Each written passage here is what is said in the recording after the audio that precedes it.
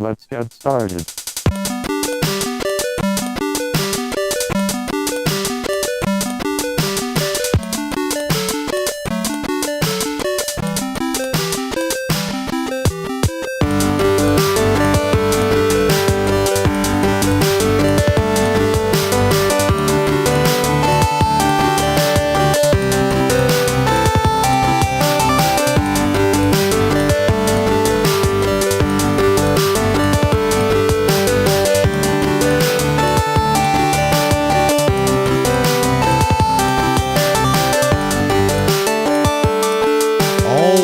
Everybody, helps if I turn down the right slider on my mixer.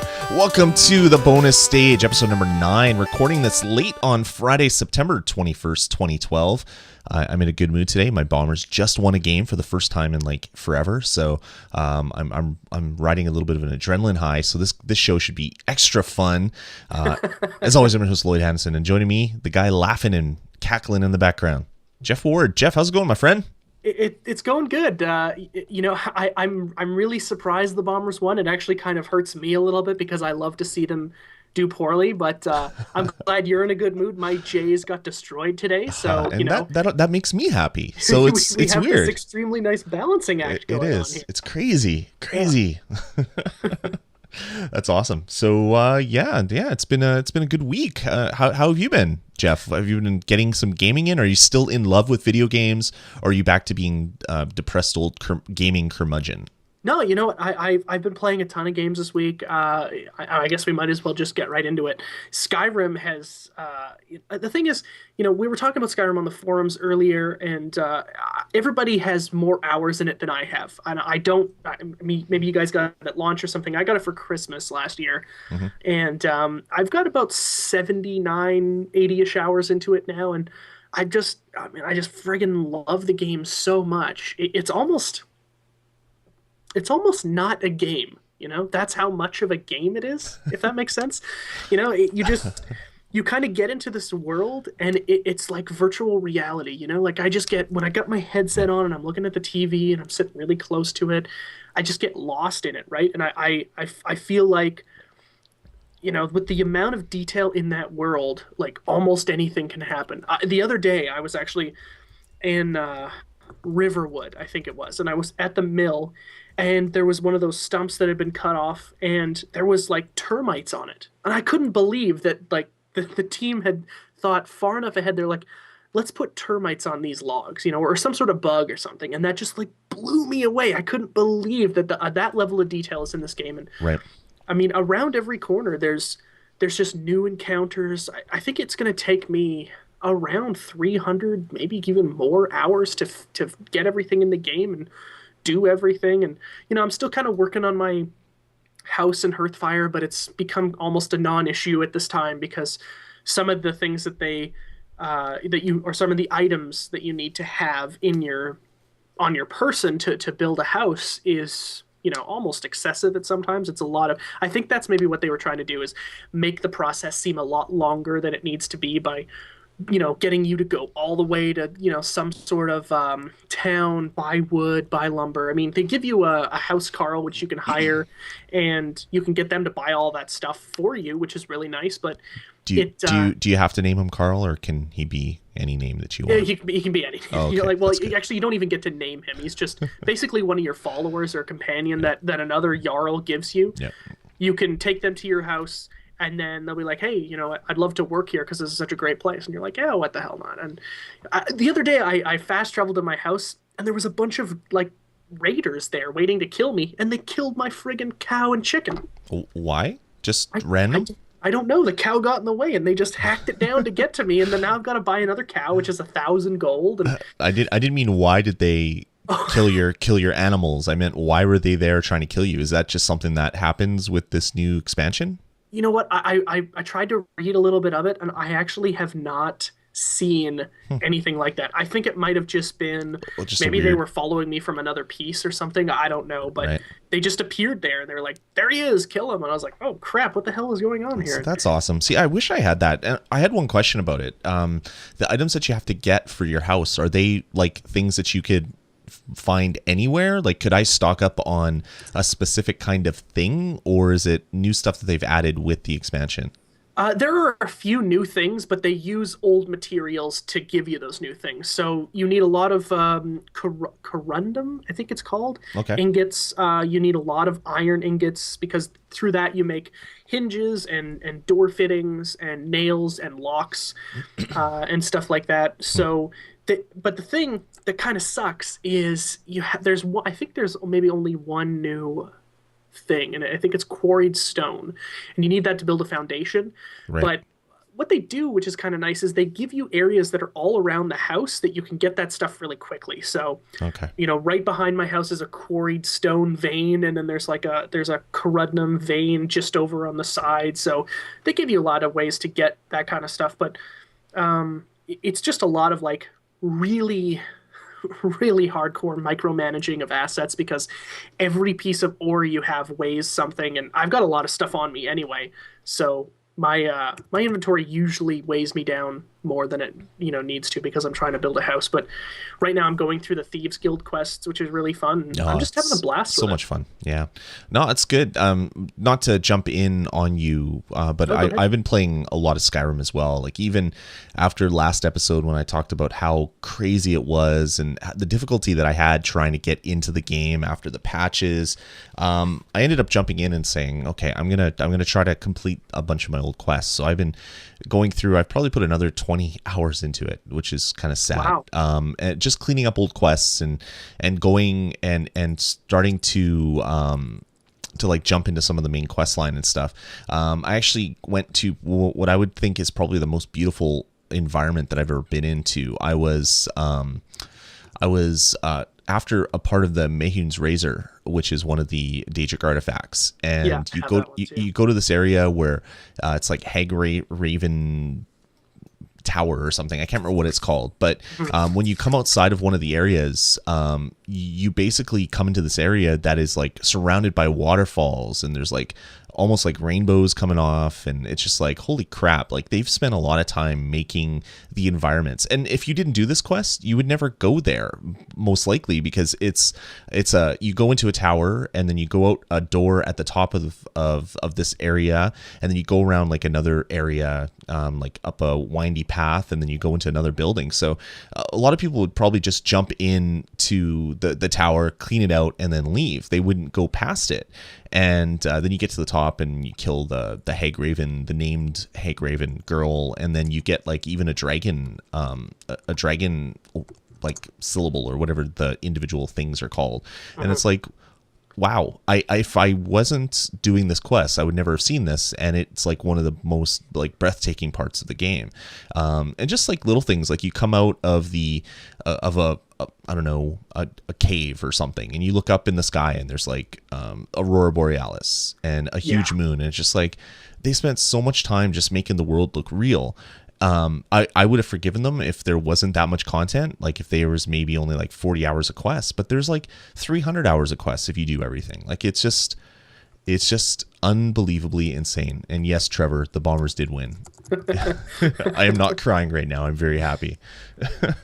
Yeah, But you're totally right. I mean, it crafts such a fine experience, and I mean, these guys at Bethesda are a cut above, I think, any other game developer in the business. Yeah. And essentially making a world where you almost forget sometimes that you're playing a game. That's how involved you are in it, and yeah, your concerns or issues with it last time on the last episode are completely right. But the game is such a high caliber that it doesn't even matter, right? You're like, whatever. If I lost 10 hours of playtime, I'll probably go back and do it again because that's how good that 10 hours was. That totally. happens so rarely. Totally. Like, there's a bunch of quests in my miscellaneous section that I can't complete. Like, I have to go find a book in a tower somewhere.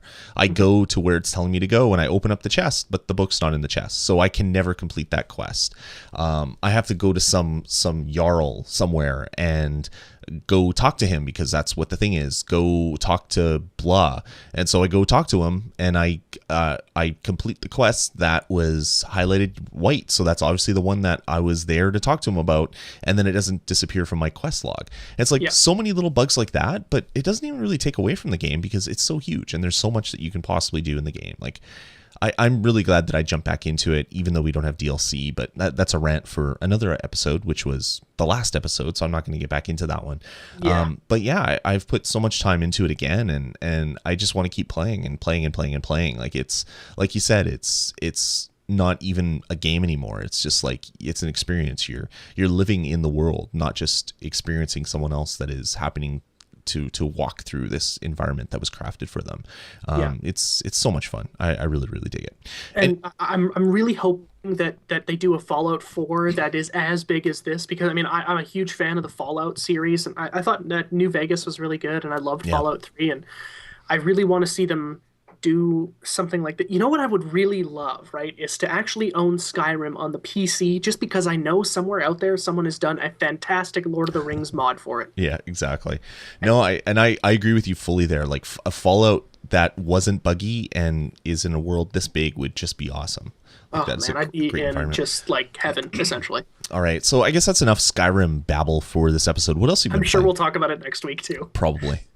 What else have you been Next up, yeah, playing? I've been playing Jetpack Joyride on the iOS. I've been playing it on my iPhone, and I've actually had this game on my iPhone for months, like a long, long time.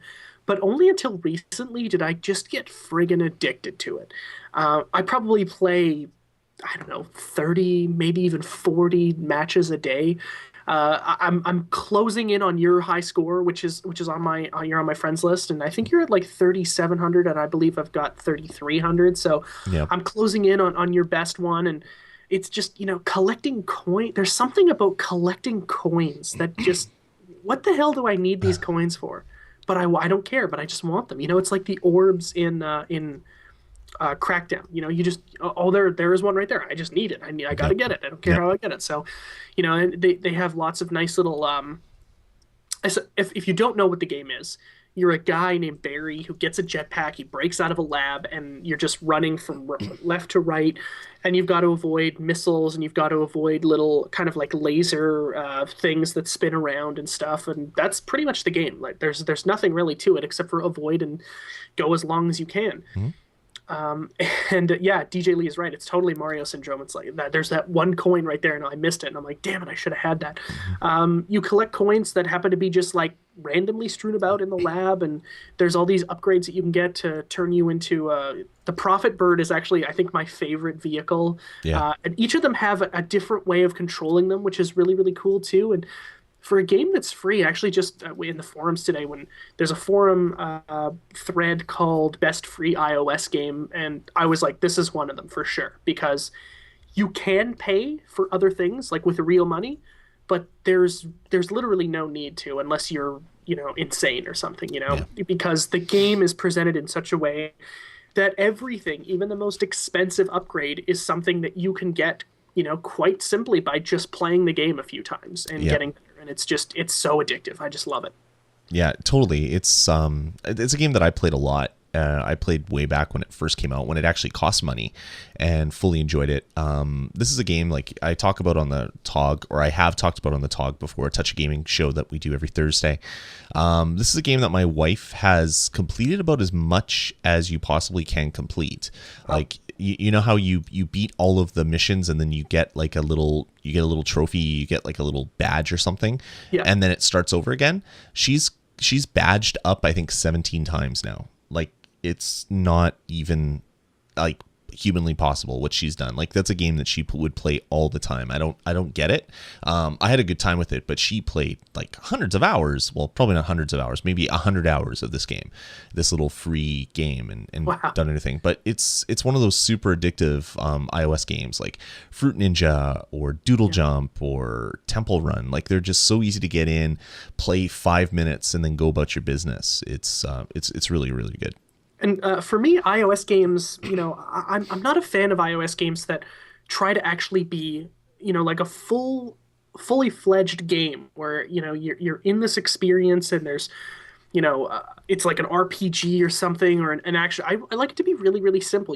All I got to do for this game is just tap the screen. I don't have to do anything else. And I think that's where the true fun for me lies in iOS games. I can only speak for myself, but for me in iOS games is ones where you can just use one finger, and that's it. Just try to pay attention to the Canabalt is a perfect example of what I think to be one of the most perfect games on the iOS, and Yep. maybe one of the most perfect games on in the world right now, just because it's just so simple and so addictive. It's like I just got to get farther. That's all I got to do is just get farther. Yep. And Yep. for whatever reason, when you die, you're like, I could have missed that. Like, I should have done better. And you go back in and you do it again. And I hope that your number is actually higher than 17 times, because I think I'm on the 14th level right now. And I hope that I don't have to max it out too soon, because I still want to keep playing, but there's still tons of stuff for me to buy. So I think it just, I think it is free right now, isn't it? Yeah, it's free. Yeah, Oh. and you might be on the 17th level, but what happens is you get all the way, you beat all the missions,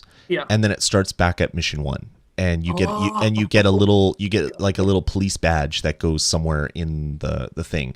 And I think it goes from A to Z. And so you have to level up like 26 times. Oh my God, that's insane. And then I think it doubles up, so it's like double A to double Z or something. Like it's something crazy like that. And Wow. yeah, you could play this game forever, pretty much. And there's always going to be more virtual, like I did good, more gooder than you did type things on it. So much That's fun. podcast speak for those of you at home. That's hardcore podcast speak right there. It's really good. Cool. So anything else, or should I jump in? Yeah. Lastly, just because I don't want to talk about it too much, because I actually kind of want to do a more of a proper talk review thing next week. But the Resident Evil 6 demo came out this week. Nice. I know it's on the 360. I'm pretty sure it's on the PS3 as well. I think Trevor was playing it, and I believe he only has a PlayStation 3. But I've been playing that. They give you 3 different campaigns or I guess they give you one part of each of the 3 campaigns, and it's very interesting. I have my reservations. If you guys want to talk about it with me right now, there is a not right now, but when we're done the show, there is We're a going to thread pause on the show and Exactly. go to the forums. Go to the forums. And, There's a new thread on the forums that I made for people who want to talk about the demo and just talk about the game in general. It's actually, and we'll talk about this a little bit later when we do our lists, but it's made me reconsider Resident Evil 6 as a game in general. Like, it's actually almost made me disappointed because it's not good. I just, and I know it's a demo and I know that there's going to be bugs, but I just really don't like the game construction, like on a fundamental level, just like the way the game has been built. I'm not sure I like it. And that kind of scares me because this is a huge game for me. It's my favorite video game series of all time, Resident Evil. So I have really high hopes, and maybe that's my problem, is that I should maybe kind of step back for a bit. And it comes out in I think 3 weeks, mid-October. But it's interesting. I'm gonna play it a couple more times just to see if I can find maybe a groove. But at this point, I am not in love with it. That's for sure. So we'll definitely talk about it more next week. Yeah, I kind of expected that, to be honest with you. Like when I saw the demos on the different presentations at E3 and other things, it looked like it was trying to be like The Last of Us or some other like heavily cutscenes but not cutscened kind of game. Like you come out behind a car and then you open the door and then a zombie comes out at you and then you run behind the car and zombies are trying to climb over top of it, and it's just like it's one big action scene, but it didn't look fun. It didn't look fun at all. Like it looked like I don't know, like you're playing Shenmue and all it is like one active battle scene where you're hitting a button to do something and then hit another button to do something, and then it's like, oh, I didn't hit that button enough, so I'm dead, so I have to do it again. Like it seemed like it would be more that type of game than anything else. So yeah, I don't know. I wasn't excited about it, to be honest with you. Me. You should definitely check out the demo so we can both talk about it next week. Maybe I'll do that. I'll have to download it. I mean, it will probably take from now until next week anyways when I queue it up. So actually, we should pause the show just so you can go and start the download. Oh, so disgusting. Damn PS3 garbage. Anyway, anything else or? No, that's it. I've run the gamut. All right. Well, I've been playing a whole crap load of iOS stuff, but I won't bore you guys with any of that. Thank God. Well, one game that was pretty decent is I picked up Street Fighter Cross Tekken for iOS, which is a $3 version of Street Fighter Cross Tekken. It only has 10 fighters, 5 Street Fighter fighters, and 5 Tekken fighters, and it has online play, and you get ranked and you get coins for good matches, and then you can use them to do different things, and it's weird, but it's actually really good, and it's $3, not $60, like when you buy the full game in the store. And if it's anything like the other Street Fighter games that like Street Fighter 4 that came out, it launches with a few characters, and then they keep patching in other characters for free. So I'm kind of really digging it. I still wish it had iCade support or some form of like external controller support of some sort. Yeah, But that seems like to be a game in the wheelhouse of what the iCade should, be part of, right? yeah, and like it's physical buttons and joystick. That's what you need for a fighter, but for some reason it doesn't. But anyway, it's really good for $3. $3, man. It's the graphics are kind of ugly, like the textures, like you'll play as like Ken or Ryu, and like your arms look like you ran through a thing that was raining like brown paint. Like it's just like these weird muddy textures, and I'm playing on the new iPad, which has like the highest resolution of anything, and it still kind of looks kind of muddy. So I don't know if that's something they'll patch in. I mean, it's not bad enough where I don't want to play it, but it doesn't look as polished as say the console version of the game. So anyway, Street Fighter Cross Tekken is $3, which is just stupid for a game that is as awesome in fighting as Street Fighter Cross Tekken. Cool. Besides that and Skyrim, I picked up a copy of Kingdom Hearts 3D Dream Drop Distance, which is the new Kingdom Hearts game for the 3DS. Really kind of bizarre. It's Kingdom Hearts, so you play Sora when you have your Keyblade, and there's another character whose name is escaping me right now because it's really late that you also play as. And basically what happens is you have to close some more doors, and to do that you have to jump between different areas. But what happens is there's a world, say like you're in the Enchanted Kingdom, and you have a certain amount of time to get from the start to the finish. And if you don't get to the finish, you fall asleep, and then your partner picks up on his version of the world. So you both are in the same world, but it's like parallel versions of it. You're not in the same world. And there's different characters in each side of it, because there's like a pair of characters that separated, and one is on one side, one is on the other side. So that alone is kind of interesting. They've changed the battle mode, so you're not just like button mashing. They've added like these weird charge moves where you hit like the Y button to charge into an enemy or charge into a wall, and then you do like either like a wall jump or a big spinning attack or things like that to keep it kind of fresh. And the other weird thing that they've done, since it's on a Nintendo platform, is they've added these like pets that you can basically create these pets, and basically it's like they're like the dark energy enemies that are fighting you, except they're good because they're made with love, not with hates. You basically you hatch them, and when you hatch them, they're sad, so you have to play with them, and you play with them by like rubbing them on the screen. So you have this like little blobby thing, and you're rubbing it, and it gets all happy and smiles, and I'm just like, I hope you realize how this sounds. No, right? I totally. Somebody's gonna be driving in their car and listen to you say that, and they'll be like, "What the hell is he doing?" Totally realize how it sounds, and that is how I feel doing it. It's like I'm in a game where I'm beating people up with a big blade. I don't want to go and play with like a kitten looking thing and pet it and make it happy. Like it's weird. And then it supports AR cards as well. It comes with some AR cards, so you can put these cards down in the real environment and then use the AR mode to bring those fuzzy things or blob like sausage animals to life in the real world. And it's just like, it's weird. Like you have this stuff inside of a game that is more of like not really like Kingdom Hearts, I guess, isn't a hardcore RPG, but it's an RPG that has some hardcore elements to it. So it just seems like they've totally like Nintendoized it, which isn't a bad thing. It's not what I expected. So anyway, I'm only through the main world and into the second one, so I'm not very far into the game at all.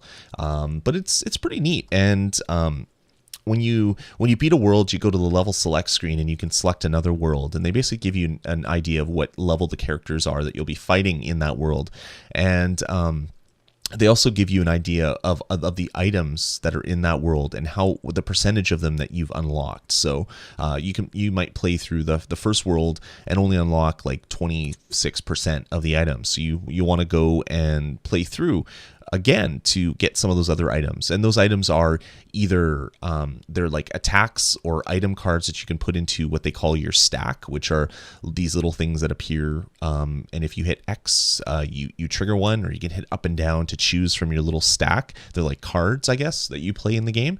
So it could be that, it could be like candies or toys that you can use to make your little fuzzy sausage pets even happier.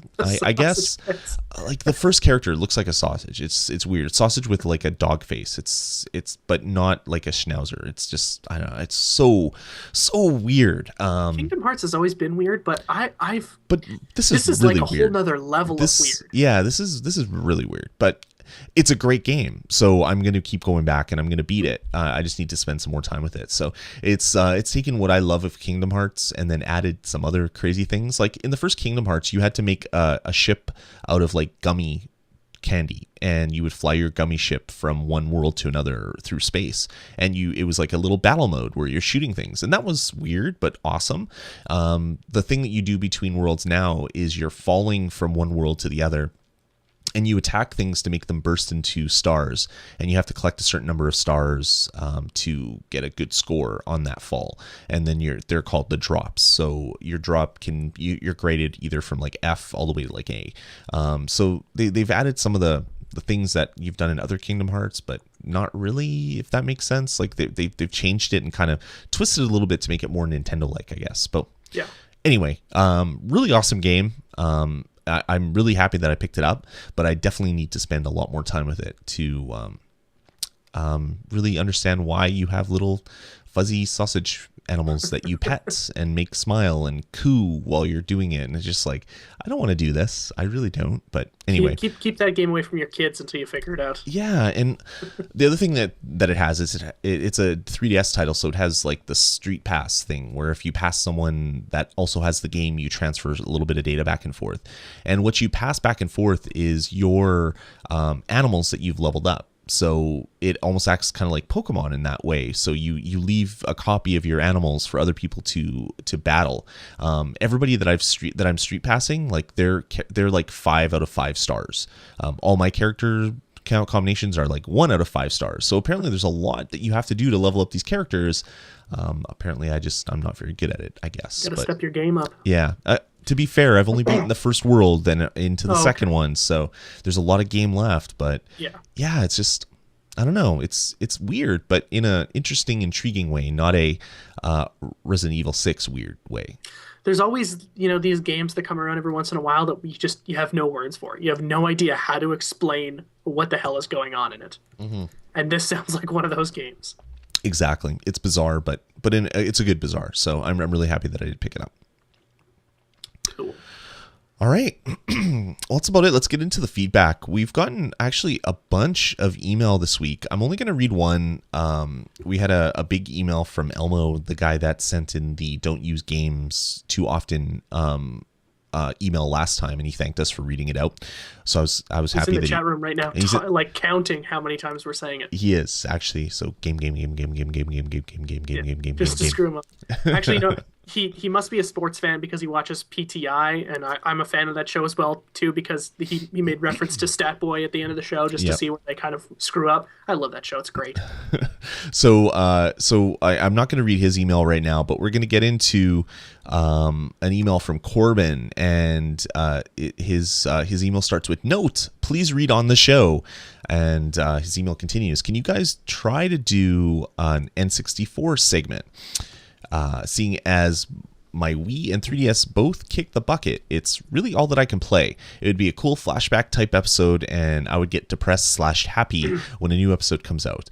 P.S. Jeff, You should become a Pittsburgh Pirates fan. They have a lot more history and a chance of making the playoffs than your Jays do. Smiley face. Thanks for the time, CK, aka Nintendo Freak 7, and it's sent by the second biggest Pittsburgh Pirates fan. And I wonder who the first one is. Yeah, I don't know if that's maybe a it's reference his dad. to something. Maybe it's his dad. Maybe, Is his first one. So he's the Pittsburgh Pirates fan junior. Maybe the Pittsburgh Pirates are a good team. If I remember correctly, I think the last time they won the World Series was in '79. And that's also the last time they made the playoffs. And I don't quote me on that because I don't know. I'm not the Schwab, so I don't know sports statistics like that off the top of my head.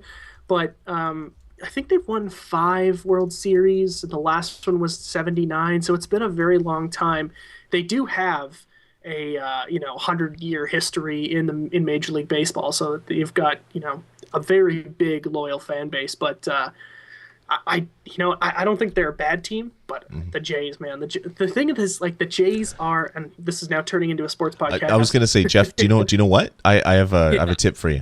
No one cares. Yeah, no one cares. But they're the only Canadian team, so it's hard not to like them if you like baseball. That's very true. Very true. I used to like them when I used to play baseball because we used to be the Jays, and then I liked watching the Blue Jays because it was. But my team was the Oakland Athletics, so. Oh, that's a great team too. Yeah, I used to be a Canseco fan before he went crazy. And Pittsburgh Pirates, oh man, who is Roberto Clemente, one of the greatest ball players of all time, led them to that '79 World Series, if I'm not mistaken. Wow. If this guy CK Nintendo Freak, if I'm right on any of those facts, let me know. Definitely let us know. All right, moving on.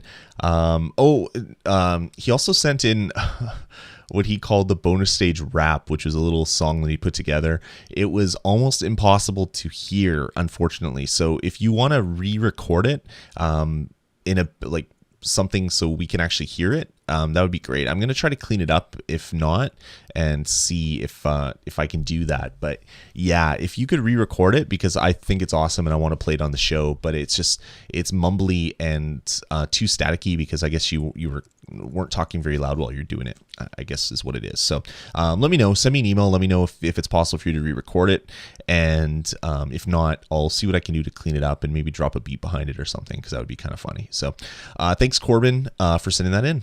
Yeah, thanks, man. All right, well, let's take a small break, Jeff, and then we'll get into what we're going to do. This show's going to be different than most. Instead of doing the news and then reviews and other things, Jeff and I are going to break down what our top 10 most anticipated video game things are from now until the end of the year. So it's kind of like our Q4 holiday season. What is awesome coming down the pipe? What is it? And we're going to talk about it. So a little bit different. Might be like a 5-minute show, might be a 2-hour show. We're not really sure how far or how deep the rabbit hole goes. But we're going to take a small break now, listen to some music, and when we get back, I guess we'll start it out. Cool. Sound good, man? No, it doesn't. Let's just quit right now. All right. Well, I'm going to play a track from the Double Dragon Neon soundtrack. If you haven't played Double Dragon Neon and you have a PlayStation Plus account, download it. It's free. If you don't, but you like 80s cheese, even though it's getting bad reviews, my buddy Mitchie D, who writes over for IGN, gave it like a 3 out of 10, which I thought was a little bit harsh. It's basically a redone version of Double Dragon, which is like one of the original side-scrolling beat-em-ups, and it's done in like retro 80s cheese. So when you kill people or break items, they drop out like boom boxes and Walkmans and other like 80s things, and the soundtrack is just amazing, and it's available for free. So if you Google Double Dragon Neon soundtrack, you can actually download it for free, and I'm gonna play a track from that right now. So here we go. Can't go wrong with free. Free is awesome.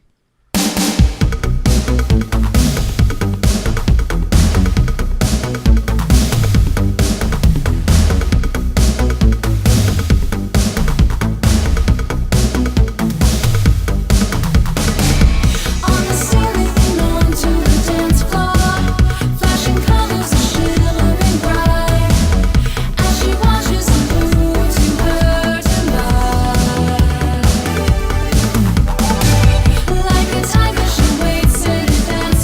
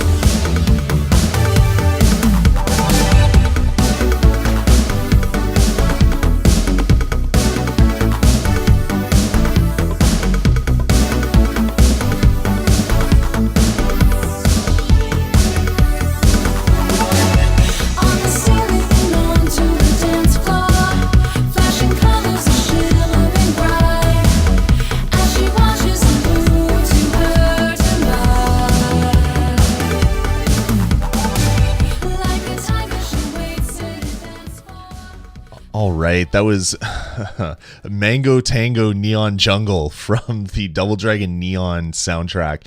It is the most cheesy soundtrack I think I've ever heard, but it fits the game perfectly. It's not bad actually. Like I can't come in here and say that it's a bad song. It reminds me a lot of the Karate Kid for some reason. But it's like 80s hairband slash like synth rock. It's so good. They're not all like that. They're not all like cheesy vocal tracks. Like you have your normal like title theme from Double Dragon, if you remember back in the arcade, but redone.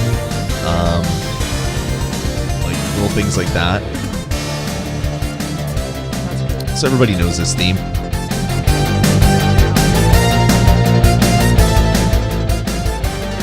Like the bonus stage audience breathing a sigh of relief. They're like, oh, thank God, there's actually music on it. But it's so good. Everything about the game is awesome. But I don't know. I love 80s cheese because I guess I grew up in the 80s and I used to love listening to that garbage. And like my favorite GTA was the GTA with all the great 80s music. And every time I listen to like if an 80s song, specific songs come on the radio, I immediately start thinking of GTA. It just, I don't know. This game really hit a chord with me. So if you haven't played it yet, go check it out. You can at least play the demo and see if it's a game you like. It's not good because it's just a side-scrolling beat 'em up. And I mean, we've moved on from that, like Final Fights and things like that. But it's great. And check it out if you want to. All right, man.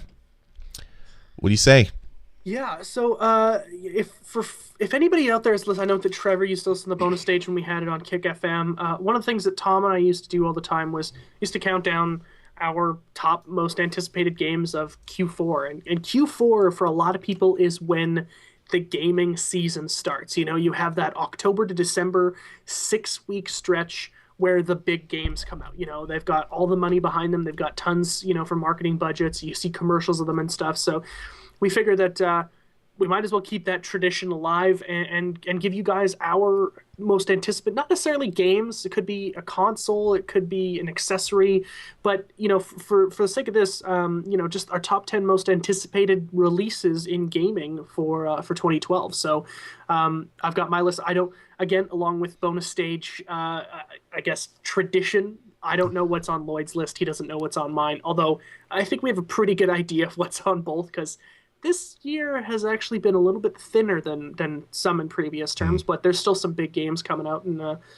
I guess I might as well kick it off right now. Yeah, sure. As long as you start with like Barbie Dream Horse Adventures, because I know that's your top anticipated game. I know it's your number one. Why did you just take my number one away? I'm spoiling it now, but you should start off with that one. Let's go to a half-hour fun segment on Barbie Dream Horse Adventures 2. You bastard. Barbie I was building. Extreme. I was going to build. This list is all about building up to that. Now you've just ruined it. Sorry, man. My number 10 is Call of Duty Black Ops 2. That's number 10? Really? Yeah, it's number 10 for a few reasons. One, I'm getting a little bit bored with Call of Duty. I do play it a lot, and I have a ton of fun with it. And they are quality games at their core, and they deliver that that fast-paced, instant gratification gaming that I love so much. But you know what? I don't play it as much. I'm really into deep, immersive single-player campaigns. That's kind of what my gaming brain is after now. Is thirsting. You're growing up, Jeff. You're growing up. Exactly. Yeah. He's writing right now in the chat room. He thought it would be one or two, but yeah, this is number 10 on my list because it looks okay. It looks like it's a lot of fun. It's definitely going to be a must buy just because. What other game, other than maybe another one on my list, can you go on at any time and see 500,000 people online playing it? It's one of those games that will always deliver, and it's just good to have in the library for 20 minutes of quick fun. So I'm excited for it, but you know what? It's not going to be this like game changer that I think the Treyarch wants it to be. And they did something this week that really pissed me off was they released a 90-second teaser trailer for Black Ops 2 Zombies mode. That's their big mode. Treyarch loves their Zombies franchise, and they released 90 seconds of just the guy laughing, and then you see a couple of zombies at the end. It says they're coming. Like the most useless piece of media I've ever seen in my life. It really just drove me nuts. It's like, just show it to us or don't show it to us. Stop trying to dangle this carrot in front of us all the time. It just drives me bonkers. But yeah, number 10.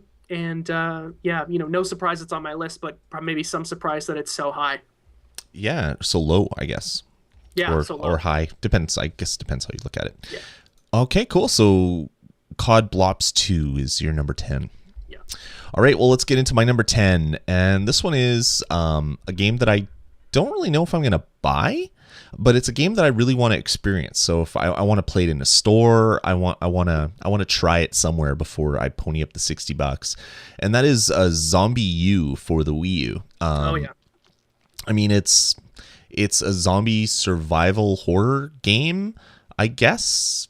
It looks like they haven't really given you much an idea. Like I've watched playthroughs of people playing it, and I still don't really know what the game is. It looks like it's a game where you have to survive as long as possible, and if you die, you do better next time and try to survive as long as possible. So the reason why I want to check it out is because of the really neat interactions between the Wii U gamepad and the television. Like you hold up the gamepad to the TV to do like punch codes on like a door lock.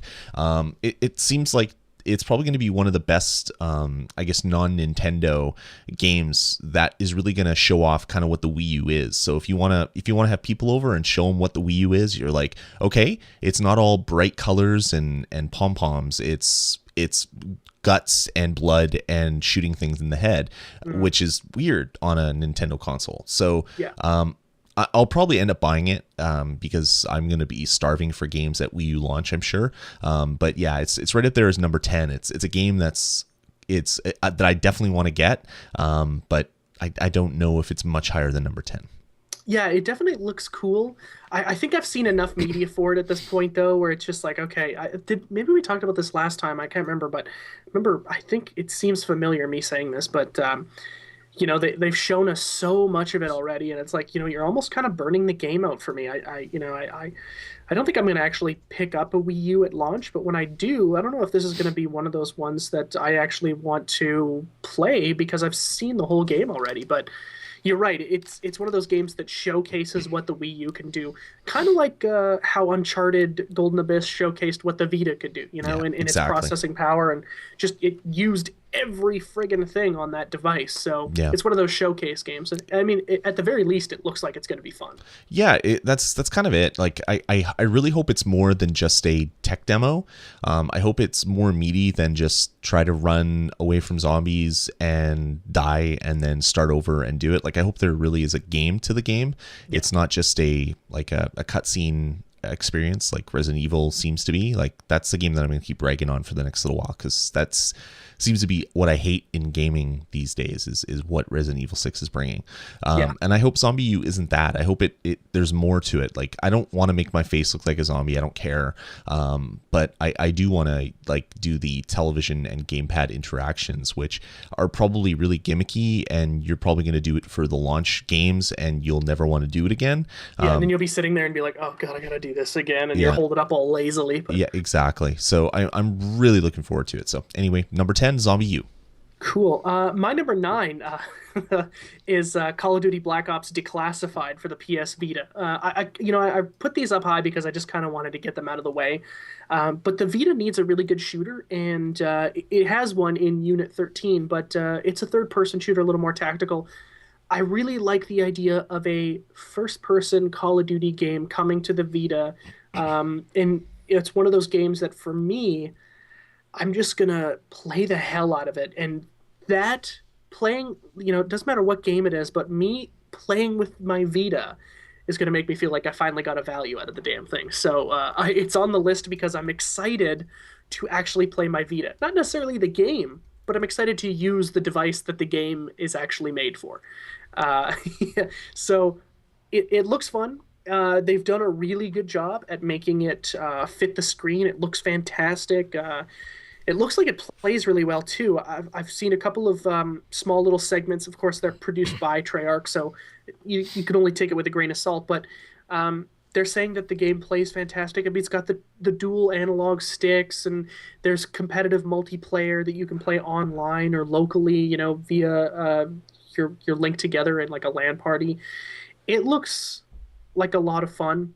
And yeah, I mean, for me, you can never really go wrong with Call of Duty, so it's got to be on the list somewhere. So I figured let's put it at the number 9 and just get it over with. Cool. So that's it. That's For all. number That's 9, all yeah. you want to say about number 9. Yeah, That's it. yeah. Okay, cool. I'm gonna Want to say talk. anything about it? No, not really. All right, let's get into my number 9. And my number 9 is Lego City Undercover for the Wii U. So a pair of Wii U games round out the bottom of my list. And the reason why I want this is because I love Lego games and because I have young children that saw the trailer and basically jumped off the couch that we were sitting on and like, I want that, can we go buy it now? And they were freaking out. And then I looked into it a little bit more, and this game looks like it's everything that I want the Wii U to be. It's a social experience with people in my house. Multiple people can play it at the same time. The graphics look decent. I mean, it's a Lego game, so it's little plastic blocks brought to life, but it looks better than any of the other ones that I've seen. It's a big world. It's not just little levels that you have a hub world that connects them all from what it looks like in the trailers. It just looks like it's Skyrim set in a Lego world. Like you can be whatever role you want to be, and you can do all sorts of things. So I really dig that it's coming to the Wii U. I dig that it's a different experience, and I kind of want to pick up another game for the Wii U launch that, even though this probably isn't going to be the a launch game, it's supposed to come sometime in November, I believe. So it'll be out in the launch window is what they're calling it. I really, really want this game to be good. So, and I think it's going to be an experience that's going to be really fun on the Wii U. Something that you can play away from, like someone else is watching TV, and you could jump into Lego and play a little bit and go about it. So anyway, that's why it rounds up the number 9 spot on my list, and it's 2 Wii U games making out the number 10 and number 9. So Yeah. let's see where that goes with the rest of my list. Tough to kind of argue against a Lego game because they're just so well put together, Yeah. They're just fun and, an easy experience where you're not getting frustrated, and like you said, like a really good family game too. Yeah, and the best part about this one is it's not a Lego game. It's not a hub world. You go in, you collect as many pips as you can find, and then find a red brick, and then you're Is that doing what those something coin else. things are called? I don't know. That's what I call them. They're probably called something else. They're probably called pegs. I think they're called pegs, but I call them pips for some. I don't know. I don't know why I call them pips, but anyway, it's not like, it doesn't look like Lego Star Wars. It doesn't look like all the other Lego games where you collect a certain number of things, you go to hidden areas, you find a red brick, and then you beat the level and you get scored on it. It looks like it's a really true open world experience where you have to unlock things to get to different areas. It reminds me more of, like, say, a Batman or a Zelda, where you have to find different characters with different powers to go and do different things. So Gotcha. maybe it's not that at all, but that's what it looks like from all the trailers, and just my kids' excitement was enough for that to be on my list for sure. Yeah, and you would never want to say no because, well, there's 2 of them and they would kill you. They would. They know where I sleep, actually, and know- they could they know find where me. you live. And they could find me pretty easily. Oh my God, I'll never have kids just because they'll know where I live. That's terrifying. Mm-hmm. My number 8 is Doom 3, the BFG edition. I'm going to pick that up for the Xbox 360. I'm very excited about this. I've been a big Doom fan for a long, long time. And Doom 3 was one of those games for me that was like, you almost kind of step back and you go, this is it for me right now. Like, this is my world. That's how much I got into it. And what they're doing with this BFG edition just looks fantastic. It's up-resed, it looks awesome, bunch of new content, and it just, it's one of those games that, for lack of a better 90s term, just kicks ass. That Doom kicks ass. Just like, oh my God, Duke Nukem kicked ass back in the day. Right. That's the kind of the caliber of game we're talking about. So I'm really, really excited for this, and it just looks like one of those fun games to kind of go back and and relive some of my fonder year. I'm 24 years old. I don't have fonder years yet, but you know what I mean. For the time I am in right now, my fonder years of playing games as a kid.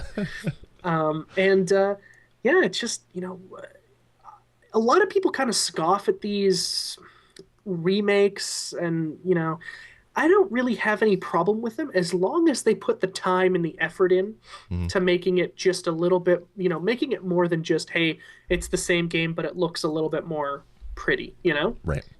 And I think that's what they're doing here. The guys at id and John Carmack, they're smart guys. They know how to make games, and I think they're going to put the time in and have put the time in to make this a really well-rounded experience, and one that I just can't wait to play.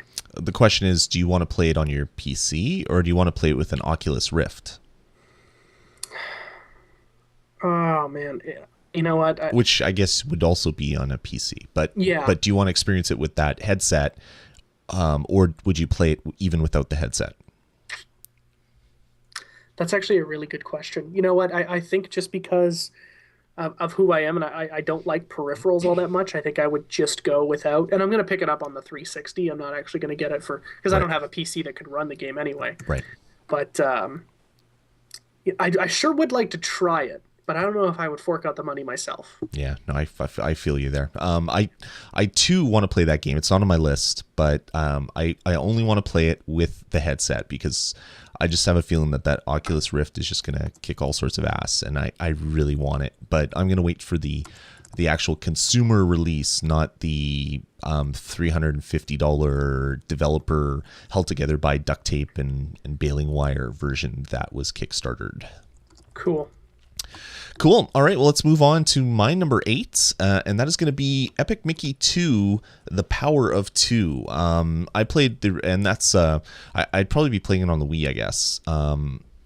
Epic Mickey was a game that I was really excited for, and it turned out to be horrible because the camera was just busted. It was so bad to the point where you'd be aiming your paint or your thinner based on the aiming reticle that's on the screen, but the camera was so messed up that your sense of perception was all distorted. So you would actually spray the wrong things. You'd be hitting stuff. Like, it was just, the game had major problems.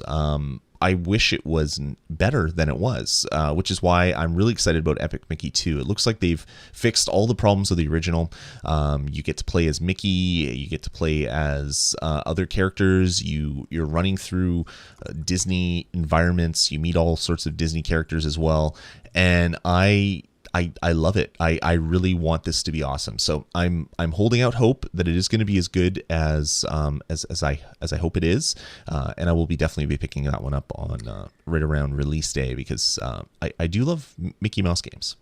It was really too bad about the first one because, damn near every review out there that wasn't actually doing a solid review was like, this is a fantastic game. It's so cool. I've never Mhm. seen anything like it. And then you go and you pick up the game and it's like, this is near unplayable in some Yeah. sections because the camera is so bad. The camera was just horrendous. And it's a great concept. I mean, as goofy as it sounds, it's like, oh, a Mickey Mouse game. That sounds like fun. Pun intended. No, you know what? Yeah, it's actually a pretty cool game, and it has a good concept. And just because it has a cartoon character doesn't mean that it's a bad game, which is, I think, a lot of people missed out on that. But Yep. I mean, the camera, from what and I never played it, but I've seen videos where it was like the camera is doing its own thing. It does not care where my character is, and I'm screwed. I'm dying all Yep. the time, and it's not even my fault. Yeah, and it's a platformer, so camera's really important when you're doing a 3D platformer. You want to be able to see that the platform that you're jumping to really is in front of you, not like up and just at a weird angle. So it looks like it's in front of you. And yeah, it was just, the camera was terrible, almost to the point that it was unplayable. I didn't beat the game because I just got frustrated with it. I got about halfway Yeah. through, and I'm just like, you know what? I'm going to play things that actually bring me joy, not anger and spitting venom. So I really hope Epic Mickey 2 is like kind of the savior of the franchise because I really want it to be good. So anyway, that's my number 8, Epic Mickey 2: The Power of Two. All right, my number 7, Hitman Absolution.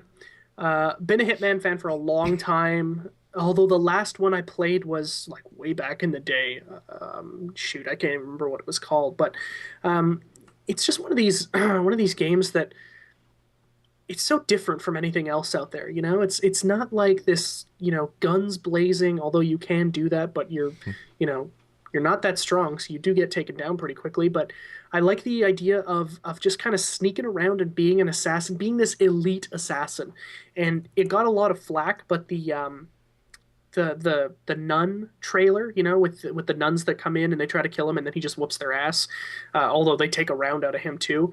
That got a lot of flack, but that got me really excited for this game. And I've been watching a ton of gameplay and interviews and stuff about what they're implementing in this one, and it just looks fantastic. It's a game that I have to have. It doesn't matter if I have to sell the clothes I'm wearing. I'm going to buy this game. That's how good it looks to me. And this is only my number 7.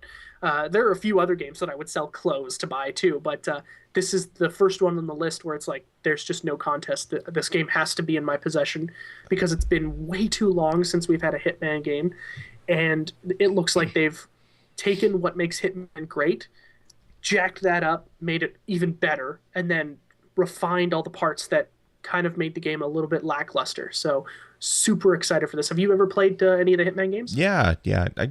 They're okay. I'm not a big stealth game guy. I don't like being stealthy. I like going out guns blazing, which is why Metal Gear Solid and me have a very troubled relationship. But yeah, it's yeah, I dig it. I dig it. This could be really interesting. Yeah. Cool. And you do know that clothing isn't currency, right? You can't actually go to stores. I realize that. I realize that. Just wanted to be sure. That. You know what? I'm going to PNP tomorrow to film their 5th anniversary sale. I'll ask them if they accept clothing. Okay. I mean, this is a Mass Effect 3 sweater, so. Oh, maybe that one would do it. Awesome. Okay, moving on. I'm going to get into my number 7, which is Epic Mickey 2, The Power of Illusion, which is the 3DS version of the Epic Mickey 2 franchise that's coming out. And the reason why I am excited about this one is because it's a 2D side-scrolling platformer. Even more so, it looks reminiscent of the old Disney games from like the Genesis era. Like Castle of Illusion was probably one of the best platformers that came out in that era, and I loved pretty much every Disney game that came out. I used to play I don't know, DuckTales. I used to play Aladdin. I used to play pretty much all the Disney games. Were guaranteed to be awesome. It's like buying a Blizzard game nowadays. They were so good and so great. So I'm really looking forward to this one. It looks like it's going to take some of the I guess the design elements from the original Genesis version of Castle Illusion, but change it up a little bit. It is on the 3DS, so it is 3D, and it has a whole bunch of other 3D elements to it. So anyway, it looks awesome. I'm screaming for more games on my 3DS that are worth picking up. I mean, I just picked up Kingdom Hearts, but this is definitely one that will be bought when it comes out, and it will be played on my 3DS. So cool. Yep. Did you ever pick up Resident Evil for your 3DS? I did. Yeah. Do you have the one that has the misprinted Revelations cartridge? I don't believe so. No, I was gonna check, but no, I'm pretty sure mine wasn't mislabeled. Gotcha. Or maybe it was. I don't know. I'll have to check that.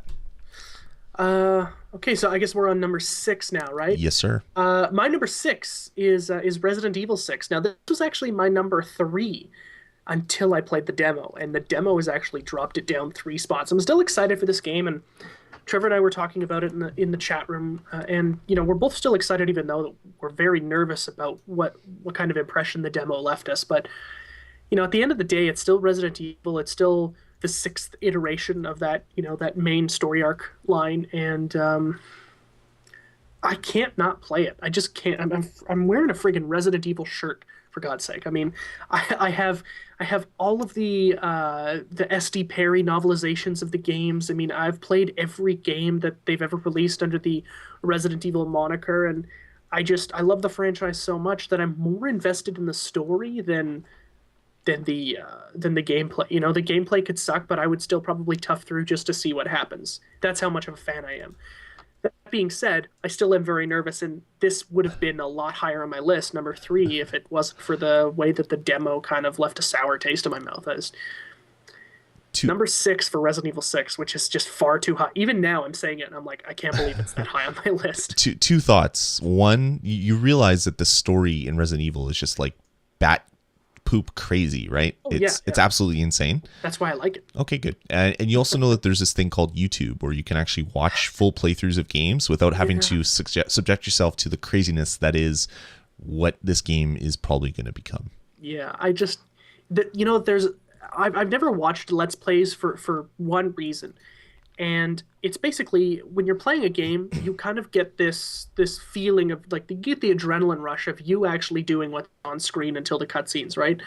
I don't want to lose that adrenaline rush and just watch the cutscene because I think I'd probably be bored. I don't think I'd actually be able to watch any cutscenes from the video games just on their own because I never got to those parts. That it's like this false viewing almost. So. And as Trevor said, he says, it's Capcom, hang in there, have faith. And, I do. They are still a very solid, when it comes to games that have a very strong hand in making and publishing, they put together some really good games. They've fallen off in the last few years for sure, but this is kind of like my the Alamo of video games for me in Capcom, basically. If Resident Evil 6 sucks, I don't think I will ever buy a video game from Capcom again, just because I don't think that they can produce top quality games anymore. Cool. Yeah. All right. I guess my number 6. My number 6 is another 3DS game that I'm looking forward to, and it's Paper Mario Sticker Star. Yeah. I'm a huge fan of Paper Mario all the way back from, pretty much I think I own all of them. I have the Wii version. I mean, I have the GameCube version. I have them all. I believe I do. There was how many on the N64 and all that? N64, I think there was 2, maybe 3.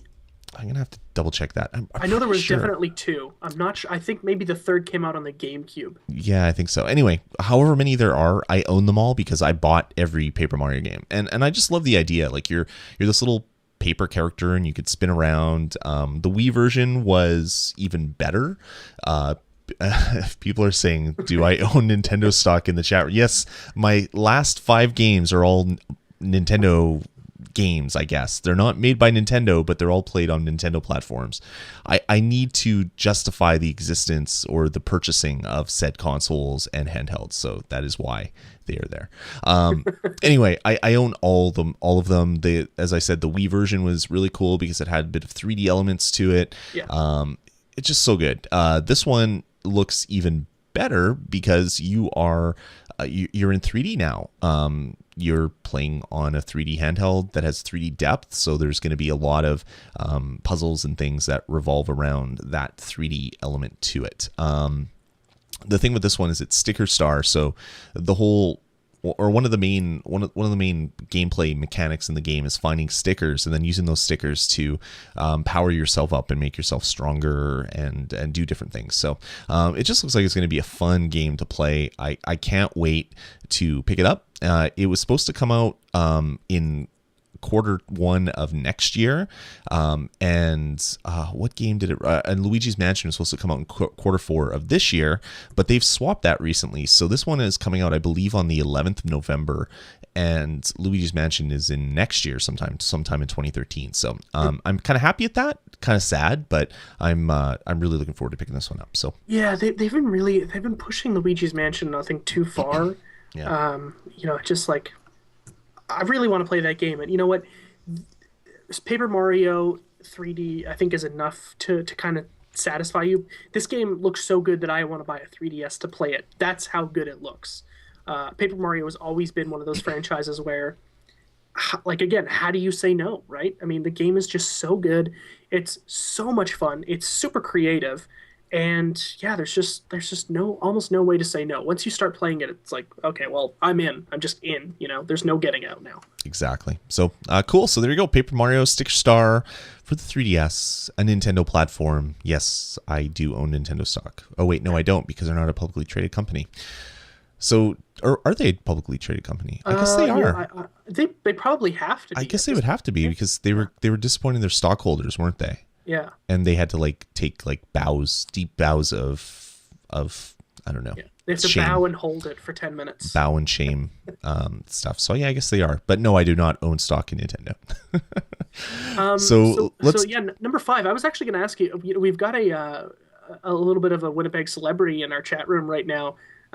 We've got Chris Mapes, the drummer of Super FX. We played their music last week on the show. Do you want to take a quick break and just play another one of their tunes real quick? How about we do number 5 and then we'll take a quick break and then we'll do number 4 to number 1 after the break. Yeah, for sure. Okay. So my number 5 is Far Cry 3.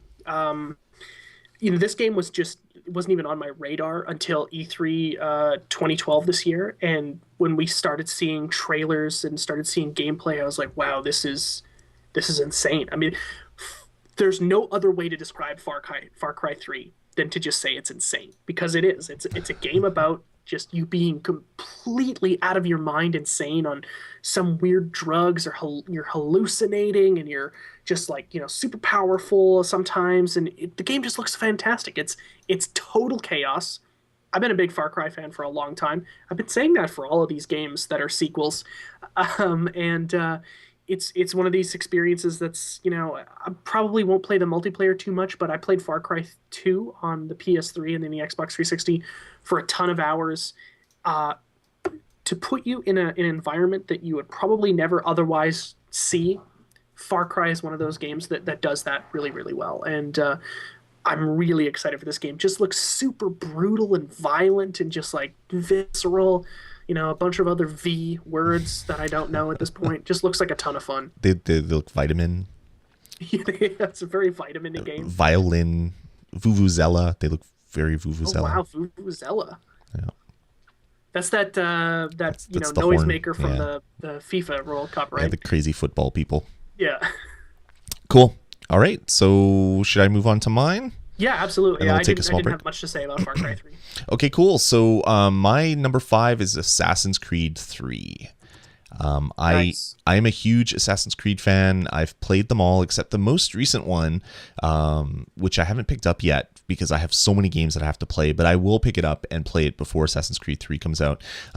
Good luck. It's a long game. It is, but I've played them all. They're all really long and they're all really awesome. So, yeah, so I'm looking forward to Assassin's Creed 3. I like the new environment. I like that you're climbing trees and running through environments and killing bears and attacking people with axes. I think that's really awesome.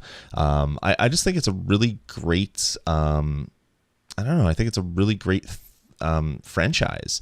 It's something that I don't know. I really kind of feel the whole you're going back into your genetic memory that's passed down that you don't even know about. I think that's pretty cool. Like it always amazes me when there's animals that like science has proven that they have like a genetic memory where they pass down all the memory from that they've had to their kids, and it just goes on from there, like stingrays and things like that. It's just like, how is that possible? That would be really cool if you knew everything that everybody else that lived before you knew.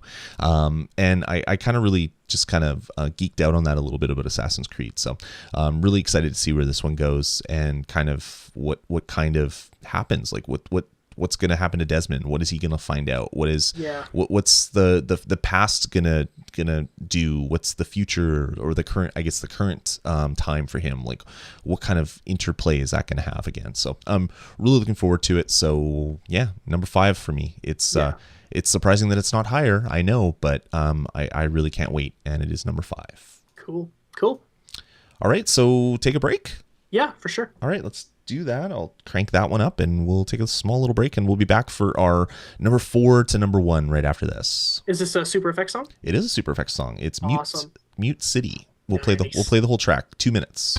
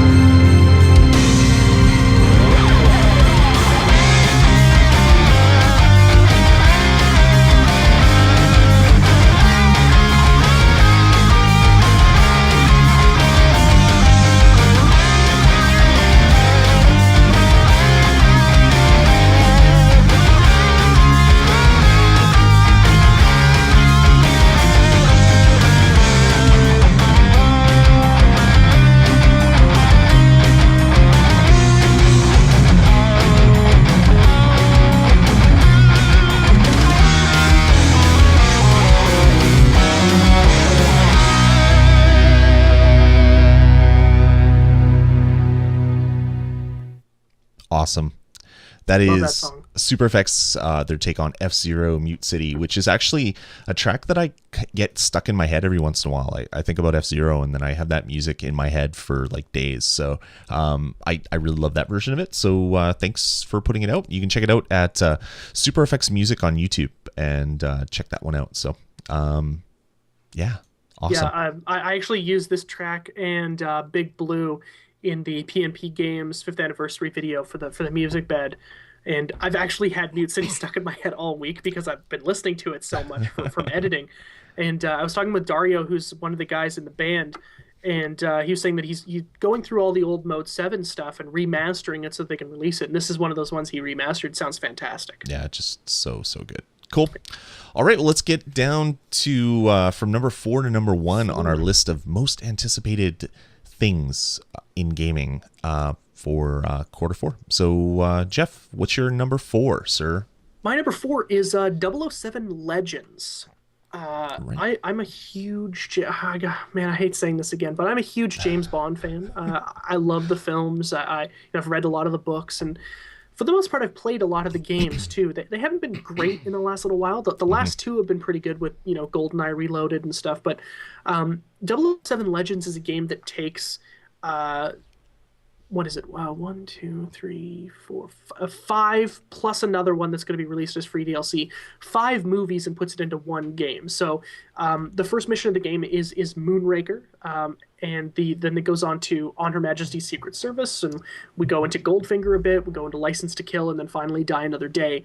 Skyfall, which is the new movie that's coming out in November, I believe, early November, with Daniel Craig. They're going to release that as a piece of free DLC roughly a week or two after the movie is released. So that's really cool as well, too. So you get this gamut of some of the great Bond films. Die Another Day, arguable if it's good or not. It's kind of weird. But you get to run the gamut of Bond movies with this game. And it just, it looks like a ton of fun. And it's one of these ones that, like, I'll be picking up for, maybe even on launch, just because I like James Bond so much. Daniel Craig is going to appear as Bond throughout the entire game, regardless of who the movie star was for that particular movie that you're playing through in the mission. But I don't see any problem in that. A lot of people are kind of mad that they didn't get like Pierce Brosnan and Sean Connery and Roger Moore. But try getting those guys to do a video game, right? I mean, Daniel Craig said yes, use him. I think Daniel Craig's a fantastic James Bond. And this game just looks like a ton of fun. I mean, you get to go through a bunch of different movies and play as arguably one of the best action heroes of all time. It looks awesome. And it's a first-person shooter. It's going to be on the Wii U as well. It's going to be on PC, PlayStation 3, Xbox 360. It's coming out, I think, late October. So we've only got a few more weeks to wait. And to be frank, I can't wait. I'm super excited for this game. But you're going to have to. Yeah, I'm gonna have to. That's funny. I would sell this sweater to buy it. You and your clothes, man. Seriously, I want to sell these clothes. You need a new wardrobe, I guess, is what you're trying to get at. That game actually landed at my number 11. It was bumped off quickly, so I'm excited for it too. I'm not a huge Bond fan like you, but I do enjoy the games all the way back to like the original GoldenEye. I mean, that was the definitive, like, holy crap, you can have first person shooters on a console experience, and all the other ones kind of didn't live up to that kind of wow moment, but they were all good in their own right for different reasons, I guess. So kind of really curious to see what this one is. I like the fact that you're not just taking on all the missions from the current movie. You're actually going in and doing different things from different movies. I think that's going to be kind of cool. And you know what? GoldenEye, obviously, great game. Tough to go back and play it again. If you've tried recently, it's actually very difficult. Really, really difficult to get used to that controller. But the follow-up to that game was The World. Was it The World Is Not Enough? I think it was The World Is Not Enough. That movie with who cares? But anyway, they made that into a game as well, and that was actually a really solid game. It didn't have as good a multiplayer, but it was still really, really solid. One of the great things about that one was you could play locally against bots, and my brother and I did that for hours. It was fantastic. We would just go and get a stash of weapons, and then we would go to a corner of the map where essentially where we were looking to, nobody could come in behind them, and we would just essentially make a pillbox. It was a kill fort. Camper. Anybody who came in would just get destroyed by us, and it was a ton of fun. So the Bond games have, I wouldn't say have been terrible since GoldenEye, but I think you're right. They certainly haven't lived up to the expectation of what GoldenEye. They basically just, Rare was like, let's just knock it out of the park and make it impossible for anyone to do a great Bond game again. Yeah, exactly. Cool. Yeah, no, I just like you said, I mean, you can't go back now and play it and be wowed, but it was just what it did for multiplayer, what it did for first-person shooters and Control. It was unbelievable. It was a really great game.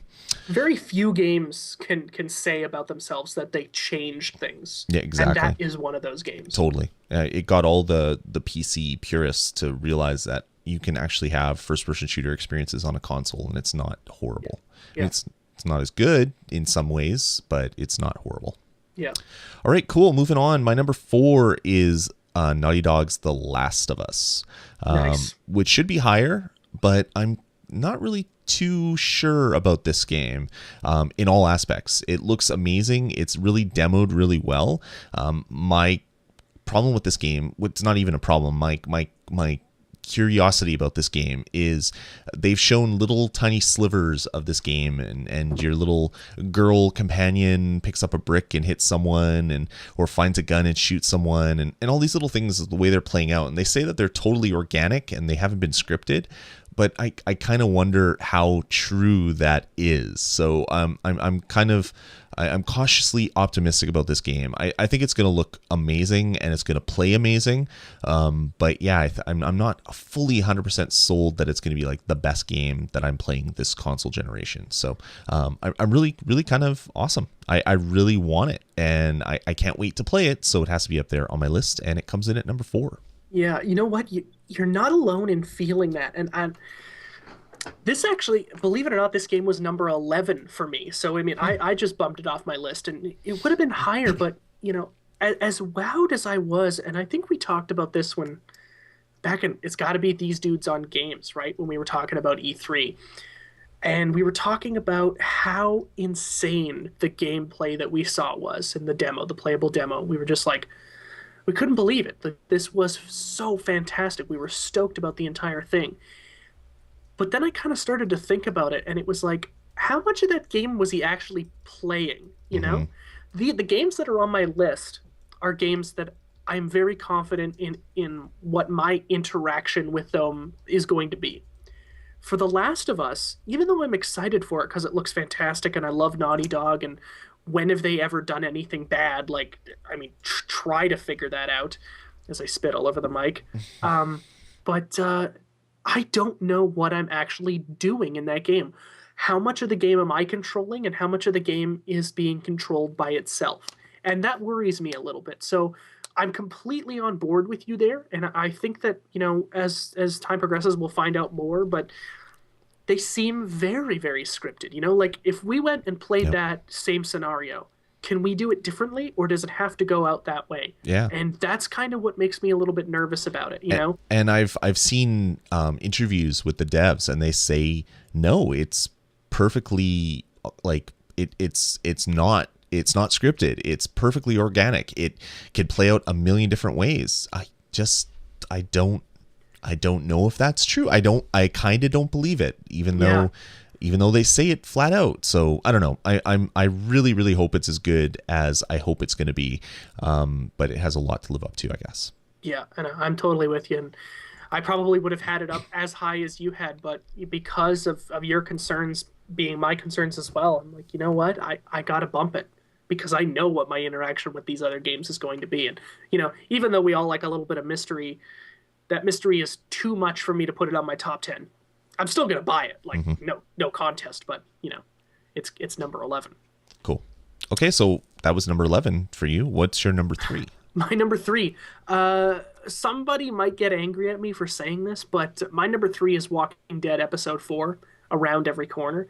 It's going to be coming out mid-October, and I can't wait for it. I mean, I know it's a DLC game, and I know it's actually, it's going to take me maybe 3 hours to beat, but to be perfectly frank, at this point in time, The Walking Dead is my game of the year. Yeah. I have no other game to say that is better than The Walking Dead. No other game has left me in such an uncomfortable state. No other game has Yeah, challenged me more as a gamer. Granted, the gameplay is extremely simplistic, but I think that's to its strength. It doesn't try to overdo it. It's not some, breathtaking first person shooter. You're walking around and you're just trying to survive, and it's just asks some very tough questions of you. And if when we did the review of Walking Dead episode 3, and we couldn't believe how difficult a decision the first decision in the game was, I'm actually nervous to play the fourth episode because I know that they're going to be like, oh yeah, you thought that last one was hard, you ain't seen nothing yet. totally.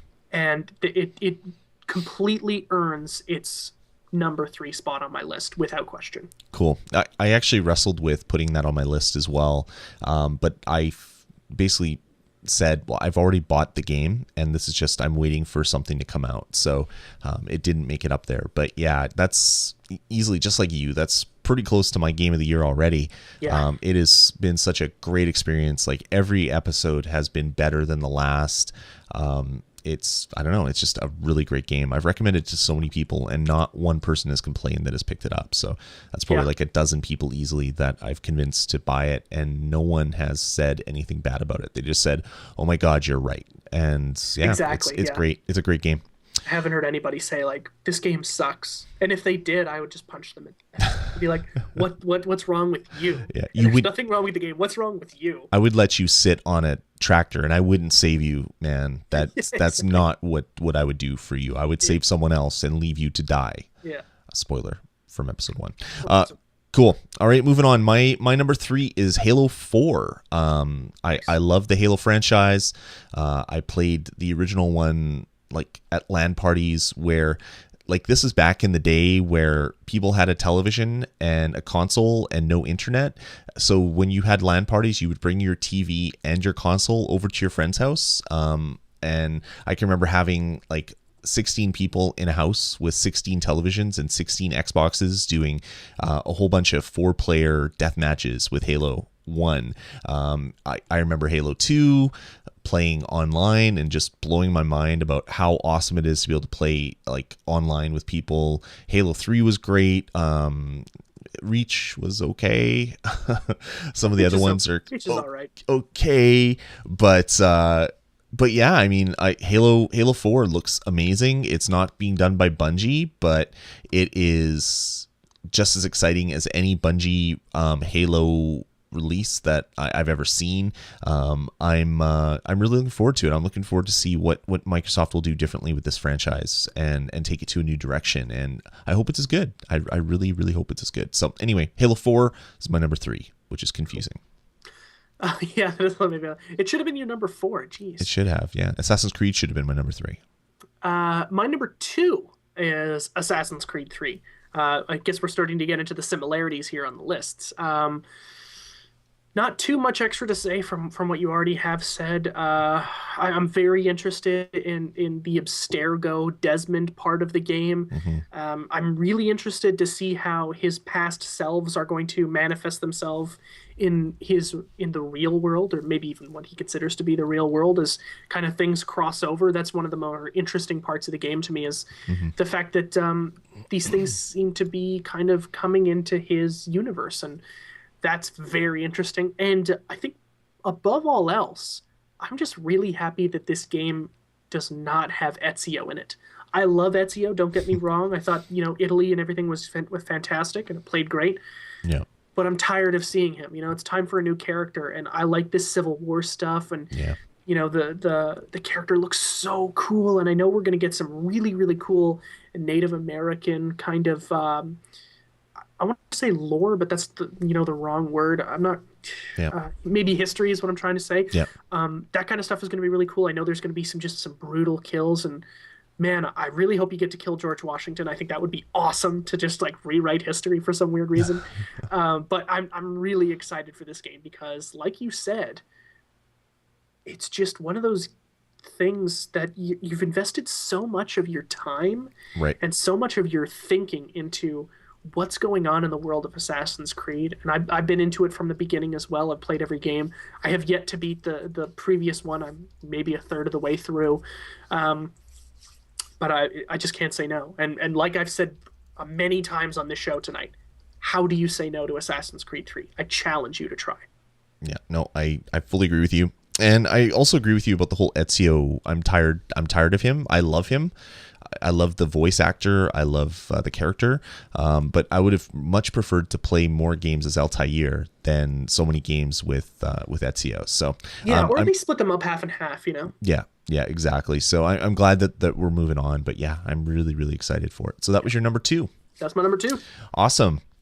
My number 2 is a game that people are probably going to laugh and call me not a gamer, but that's okay. I have kids, so I spend an equal amount of time playing games with kids as I do shooting people in the face. He's already defending himself, guys. And I'm not defending myself. I'm just saying it's fine. You can think whatever you want. And that I'm really excited. My number 2 is Skylanders Giants. I played a metric ass ton of Skylanders with my kids. We own all the figures, which I'm really embarrassed to admit. And I'm really looking forward to picking it up and having more experience in the Spyro world. I was always a fan of the Spyro games, but they were all kind of okay. And this is like not a Spyro game, but set in the Spyro universe. And it's kind of killing Spyro because everything else about the world is more exciting about than Spyro. So Giants is bringing a lot of new features to it. It's bringing a lot of new cool little figurines that kind of glow, and I don't know. It looks like it's a game that I'm gonna spend another, I don't know, 100 hours playing with my kids, and it's way up there where everybody in the house is really excited for it. So yeah. I don't know what system I'm gonna get it on though. I might get it on the Wii U. We'll have to see. I'll probably get it on the PS3, but there's a case to be made about playing it on the Wii U, so maybe we'll do that. You know what? I wouldn't feel bad about owning all of those. It's a huge franchise, and it's one of those things like you said, you've got kids, and if you want to play video games, why not get a game that not only you enjoy but your kids enjoy at the same time? And it's like, instead of playing a board game, you're playing Skylanders, which is a fantastic hybrid almost. Yep. And it is huge. They have Skylanders at P&P Games.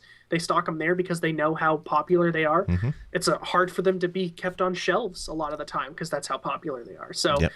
You know what? Number 2 seems a little bit high, but again, you have kids, and it's kind of a big family thing. So yeah, whatever. I mean, I know that there's already probably 3 or 4 threads on the forums saying that you're not a real gamer, and we'll address those later on. It's okay. I've been a gamer. I was thinking back, and I got an Atari 2600 when I was in grade 1. Nice. So that's how long I've been a gamer. I'm in my mid 30s now, and I've owned most, if not all, because I didn't get the Neo Geo, and I didn't have a Jaguar. I didn't have Sega CD. There's a couple systems that I didn't own when they first came out, but I since then I had bought and maybe traded or got lost or whatever, and I had a flood which got rid of a lot of my old systems. I've played almost everything, and I think it's pretty cool that I can go and enjoy a game that is definitely kiddie like Skylanders Giants. Now that I have kids, I'm experiencing a whole another set of games all over again. Like stuff that I used to think was awesome, I'm now thinking is awesome again because I have a 5 and a 6-year-old which really are starting to get into games and really digging it. So Skylanders is going to be fun. I can't wait to play it. Yeah, for sure. And there's something to be said about just kind of sitting down with your family and playing a video game. And I used to do it with Jack Nicklaus Golf with my dad. Me and him used to scream at the television because that game was so difficult. But, we were sitting there playing it together.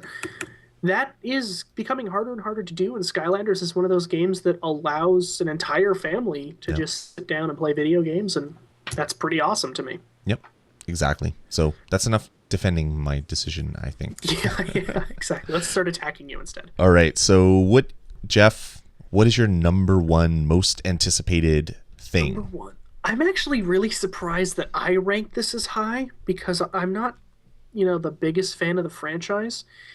But from what I've seen so far, I've just been impressed at every turn, and I'm really excited to see what 323 is going to do. Halo 4 is my number 1 on this list.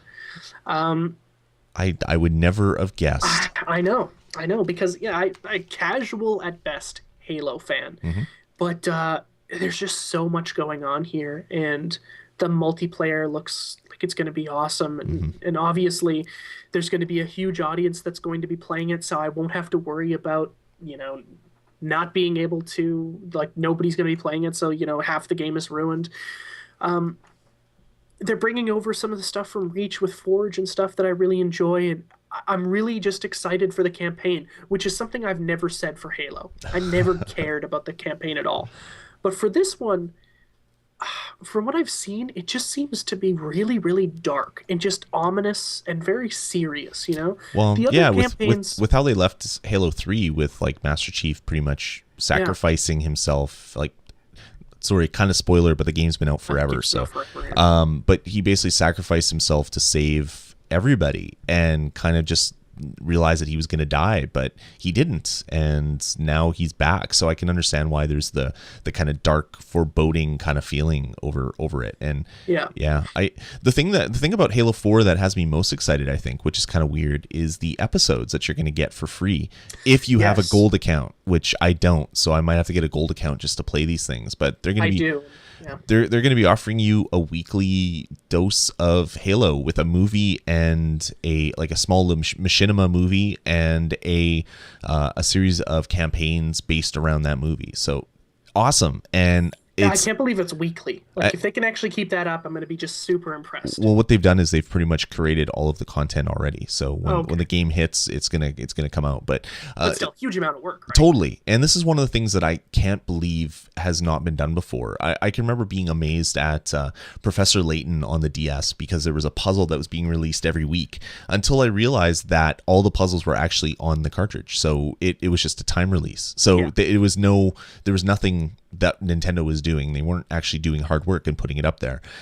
This actually looks like they're doing a lot of work. Like they're putting out a movie, they're putting out campaigns. There's going to be multiplayer tracks on when you're playing multiplayer based on those campaigns.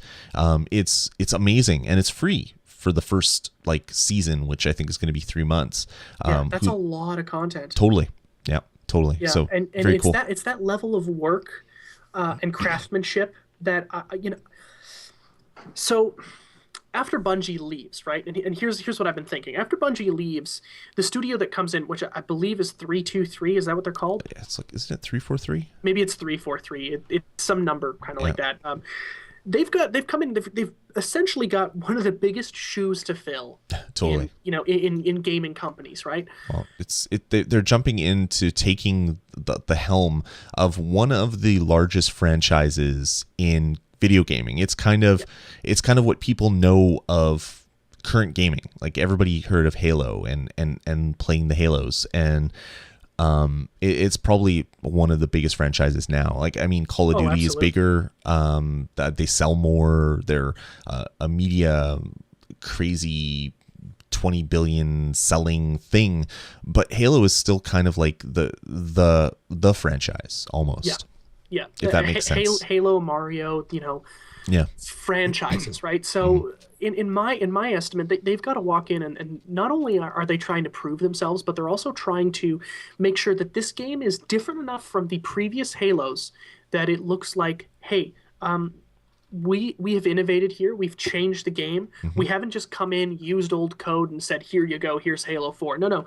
We are really going to work our asses off to make a completely new experience. And from the media that we've seen, and the amount of things that have come out, like the info about the content drops, it's Yeah. just all so fantastic. And I really can't, because for $60 here, I don't. You're really hard pressed to find another game that stacks up like that. Yep. Skyrim is one, and Call of Duty to a certain extent is one if you like to play multiplayer over and over and over again because it's free. So it's amazing. I can't wait to play it. It looks unreal, and No, I it think looks it's Halo. It's not yeah, Unreal. sorry, yeah, it's not a real tournament. It looks very, very cool. I'm a little bit kind of like, when they're gonna write the piece of story that says, "Don't worry, he's not actually dead. Here's this BS excuse." I'm gonna forgive it for that for now until we really kind of see how they explain it. But you know what? I really can't wait for this game, and I would sell this sweater to play it. I Halo would sell 4. Jeff's sweater Yeah, to play this exactly. game right now. Halo 4 is my number one, and I can't believe that it's this high on my list. I can't believe it's this high on my list. Cool. Awesome. All right. Well, let's get into my number one. And my number one is not a game. My number one is a console. And my most anticipated, is the Wii U, which is really kind of amazing to me because from its first appearance 2 years ago at E3, I was like, this is stupid. I don't get it. To last E3, like, when was last E3? Like 4 months ago, something like that. June.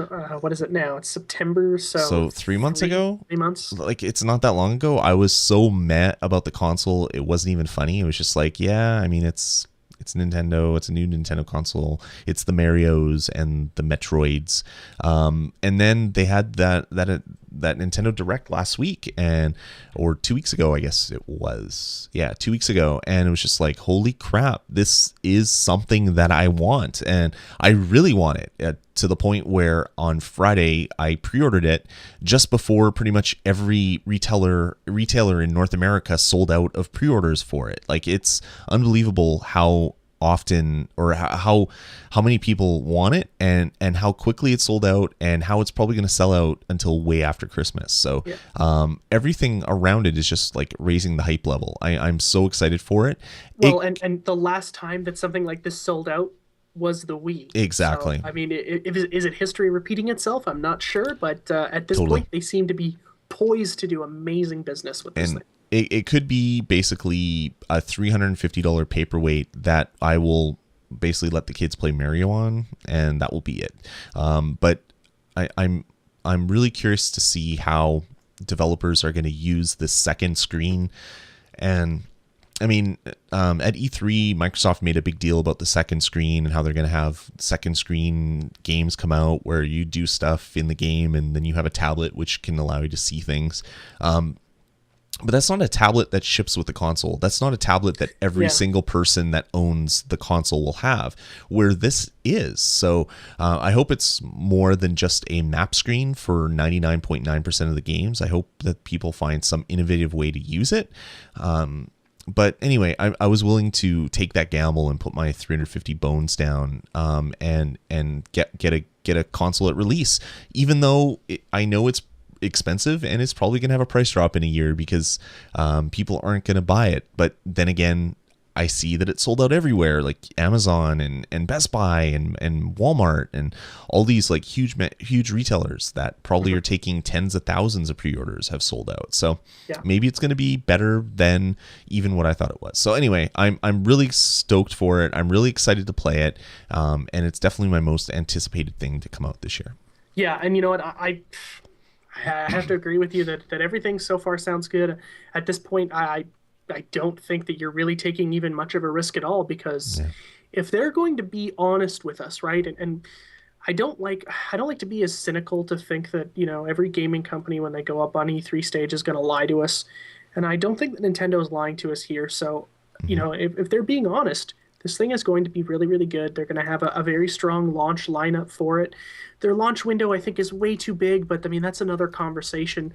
I think it's just going to be an all-around good system, and that's what you want. You don't want it to be the Wii, where the innovation actually becomes the biggest gimmick almost in gaming history, in my opinion anyway. I think that the innovation to the motion controls was literally boiled down to nothing more than this, and that's ridiculous. That shouldn't have a place in video games outside of a silly arcade, you know.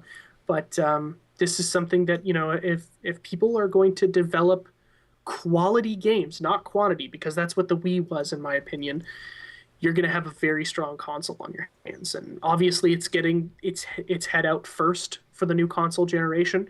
And we'll see how long it takes the new consoles for Xbox and PS and PlayStation to come out.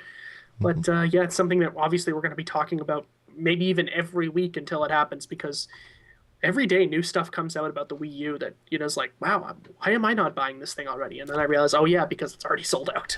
Yeah, exactly. Actually, you can probably still get it at some places in Canada, but anyway, it's pretty much sold out.